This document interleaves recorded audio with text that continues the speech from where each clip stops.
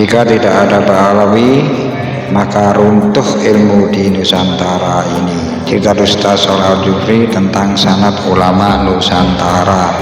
Dalam channel YouTube Al-Fahmi Bani, Sholeh Al-Jufri mengatakan kalau ada orang tidak mengakui nasab Ba'alawi adalah menyambung kepada Nabi Muhammad SAW, maka Ahlussunnah wal Jamaahnya runtuh. Ilmu-ilmu yang tersebar di kiai-kiai yang ada di Jawa ini, bahkan di Nusantara, runtuh, ilmunya palsu semuanya. Kenapa? Karena yang membawa ilmu-ilmu yang ada di Nusantara ini adalah ilmu Ba'alawi. Kalau Ba'alawi tidak dianggap di Nusantara ini, kan runtuh semuanya. Apa yang disampaikan Jufri ini adalah dusta. Narasi ini tidak sesuai dengan fakta sejarah bahwa Islam masuk ke Indonesia jauh ratusan tahun sebelum datangnya imigran Ba'alawi ke Indonesia. Bagaimana bisa dikatakan orang yang ada di Indonesia tahun 1448 Masehi seperti Sunan Ampel bisa berguru kepada orang yang baru datang ke Indonesia tahun 1920?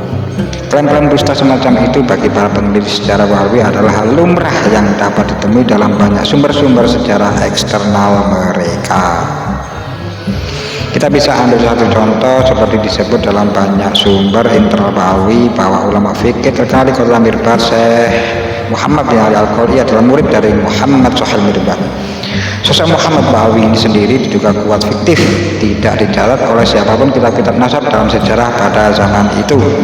Para kiai-kiai yang ada di Indonesia hari ini mempunyai sanad keilmuan dan silsilah rantai-rantai kepada Wali Songo sebagai pembawa sanad silsilah keilmuan Islam mula-mula di Nusantara. Silsilah tersebut tersambung dengan ulama-ulama Timur Tengah pada masanya. Seperti yang terdapat dalam naskah Marta Singa bahwa Sunan Gunung Jati lahir di Mekah, ayah seorang ulama dan pejabat dari Mesir. Ia belajar kepada para ulama di Mesir, di Mekah, diantaranya kepada Syekh Najmuddin Al-Kubro, kepada cucu-cucu murid Ibnu Athaillah Iskandari, pengarang kitab yang terkenal Syarah Al-Hikam. Para ulama-ulama Nusantara generasi selanjutnya seperti Imam Haji Wangsareja dari Gresik Banten, leluhur Kiai Haji Ma'ruf Amin, menuntut ilmu di Mekah dan berguru kepada Ibnu Alan, pengarang kitab dari Al-Falihin, sebuah kitab syarah untuk kitab Riyadhus Shalihin. Bahkan Ibnu Alan mengarang khusus dua kitab yang dititipkan kepada Imam Haji Wangsareja untuk diberikan kepada Sultan Abdul Mafakhir untuk diajarkan di Banten. Pertama adalah kitab Al-Mawahib Ar-Rabbaniyah. Kitab kedua yang ditulis Ibnu Alan untuk Sultan Abdul Mafakhir Banten adalah Ar-Rabbul Hijab.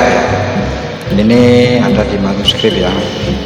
Generasi ulama Nusantara selanjutnya seperti Abdurrauf Singkil, ya, Syekh Yusuf Makassar, Syekh Abdus Syukur Kasunyatan Banten, ketiganya adalah murid dari Syekh Ibrahim Al-Quroni, ya, seorang ulama Kurdistan yang berkarir di Madinah. Terus Syekh Arsyad Al-Banjari, Mufti Kesultanan Banjar, pengarang kitab Sabilul Muhtadin. Yang ini ulama ya, belajar ke ulama Timur Tengah juga ya. Di antaranya Syekh Muhammad Abdul Karim As-Saman, ya, pendiri Thariqat Samaniyah. Kemudian pada abad 19 Masehi seorang ulama Banten mendapat kedudukan tinggi di Timur Tengah karena keilmuan dan karya tulisnya yang berkualitas. Ia adalah Syekh Nawawi Al-Bantani, ya, dari Tanaram Banten. Rumah beliau dengan rumah penulis ini dekat, ya, hanya 12 km. Ia berguru di Mekah kepada Syekh Ahmad Zain Dahlan. Murid-murid Syekh Nawawi ini tersebar di seluruh penjuru Nusantara, bahkan di luar negeri, ya. Banyak yang menjadi ulama-ulama terkenal di seluruh dunia.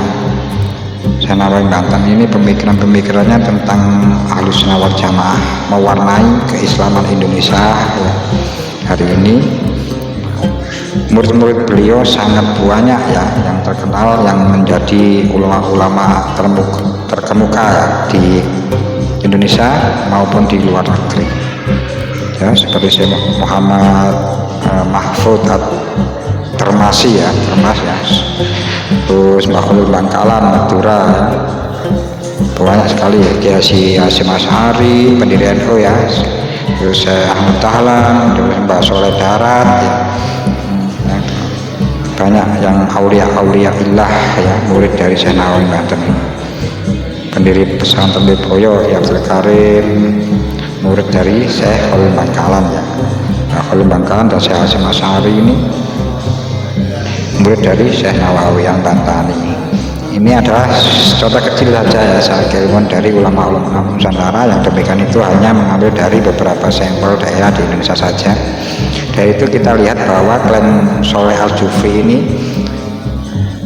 mengatakan ulama Ahlussunnah wal Jamaah Nusantara tertolak jelas tertolak. Bahkan hari ini sangat jarang ulama-ulama dari Pahlawi kelahiran Indonesia yang alim dan menonjol dalam keilmuan keislamannya seperti nahwu, fikih, ya, tasawuf, tafsir, mantiq, balaghah, sebagainya tergeser ya. Karena ini cuma mendirikan majelis rotib, majelis ceramah, majelis kliwonan, majelis sholawatan. Ketika jamaah sudah membesar, maka disebutlah bahwa pengasuh majelis itu adalah seorang ulama top itu ya, sama para Mr. Bin ya, Bin, bahkan dianggap wali. Sementara keilmuannya belum pernah teruji, belum terdengar bagaimana caranya membaca kitab ya di hadapan para kiai-kiai pesantren NU yang alim dan alama.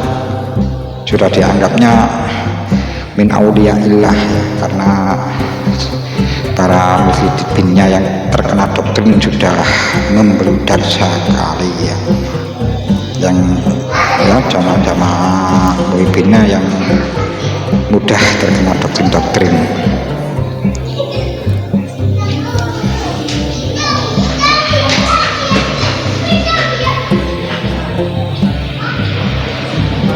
Kemudian ya, penulis mengajak kepada seluruh anak bangsa untuk menyadari suatu hal, yaitu bahwa ada sekelompok orang yang sedang berusaha membuat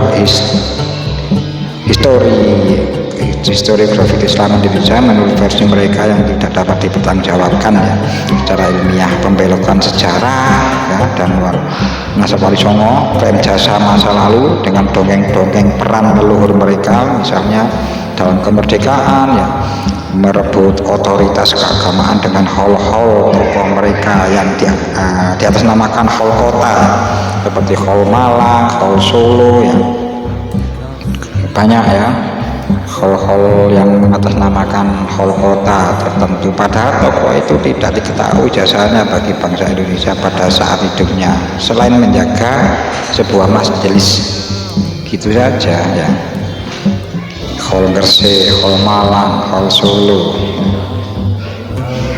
Doktrin-doktrin perbudakan melalui narasi kesucian dan kehebatan keluarganya pada saat yang sama mereka meniupkan sihir psikologis tentang rendahnya martabat bangsa Indonesia secara genetik, padahal kenyataannya adalah sebaliknya. Ini tukang gendam ini ya, meniupkan sihir psikologis ya, doktrin-doktrin. Dari itu penulis mengajak kepada putra-putri Indonesia yang telah mempunyai kesadaran ya, yang sama akan semua hal di atas untuk memberi pencerahan kepada lingkungan kita yang paling dekat, kemudian kepada lingkungan yang jauh. Kepada para ulama dan akademisi, bukti apalagi yang harus diberikan, semua sudah terang benderang. Ada upaya tidak terpuji dari mereka. Penulis mengajak untuk membuat buku dan jurnal-jurnal ilmiah baik lokal maupun internasional tentang sanggahan terhadap upaya pembelokan sejarah tentang nasab ulama kita yang sebenarnya, tentang doktrin dan ajaran mereka dalam nilai-nilai kemanusiaan yang bertentangan dengan ajaran Islam yang benar. Ya, ini Kiai Imaduddin mengajak ya semua para ulama dan akademisi ya,